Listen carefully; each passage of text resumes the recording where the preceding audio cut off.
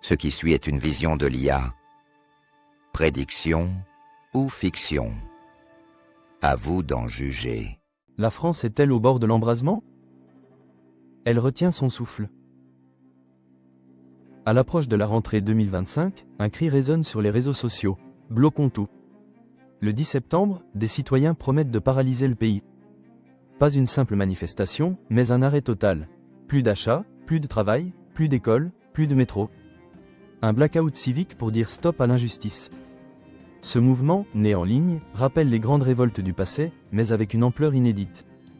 Sur X, TikTok, Instagram, des hashtags comme hashtag mobilisation 10 septembre fédèrent des milliers de voix. Pourquoi une telle colère?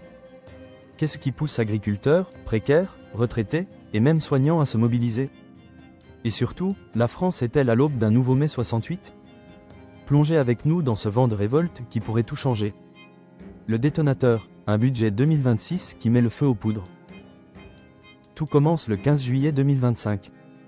Le Premier ministre, François Bayrou, dévoile son plan pour le budget 2026, 43,8 milliards d'euros d'économies. Les mesures? Une cure d'austérité brutale. Suppression du lundi de Pâques et du 8 mai comme jour férié. 5 milliards d'euros coupés dans la santé. Un gel des retraites et des prestations sociales. Pour beaucoup, c'est la goutte d'eau.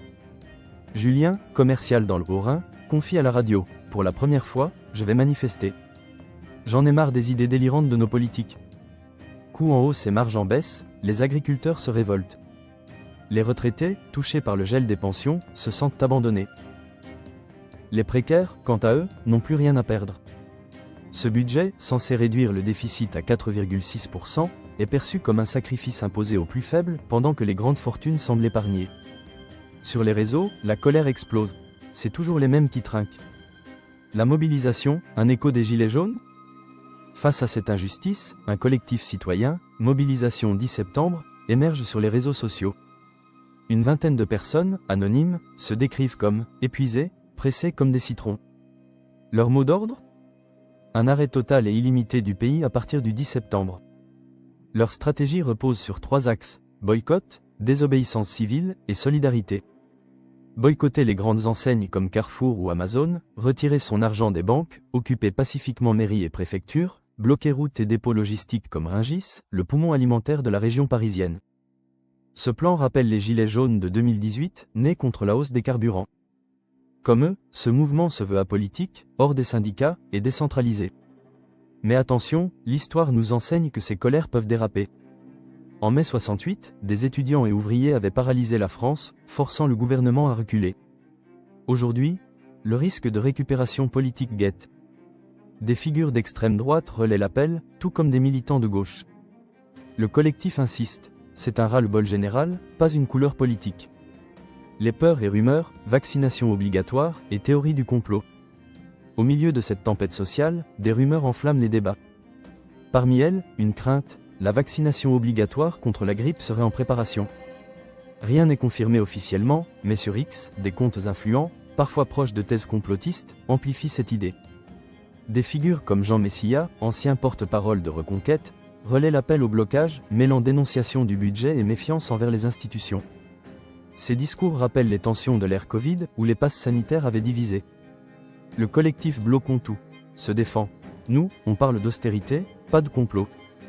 Mais sur les réseaux, la frontière est floue.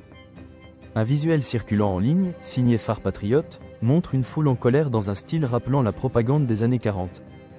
Pour beaucoup, ces récupérations risquent de discréditer le mouvement.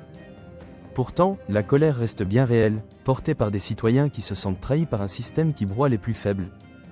L'effet boule de neige, la contagion en Europe. La France n'est pas seule. Partout en Europe, la colère monte.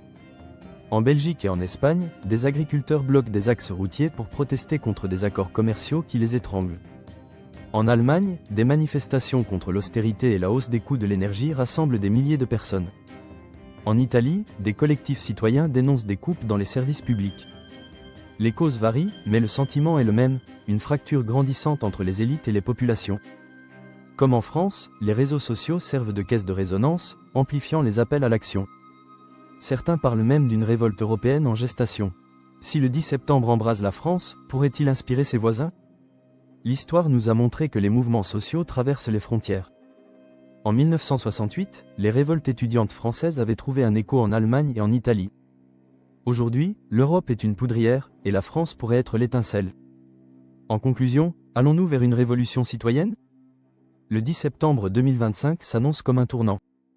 Le collectif Bloquons tout rêve d'un arrêt total du pays pour forcer le gouvernement à reculer sur son budget. Agriculteurs, précaires, retraités, soignants, tous se sentent trahis. Les rumeurs de vaccination obligatoire et les récupérations complotistes ajoutent du chaos à la colère. En Europe, des mouvements similaires grondent, laissant entrevoir une contestation plus large. Mais ce mouvement, encore numérique, passera-t-il dans la rue? Et si oui, jusqu'où ira-t-il? Comme en 1968, la France pourrait écrire une nouvelle page de son histoire sociale. Ou bien s'essouffler, comme tant d'autres colères nées en ligne.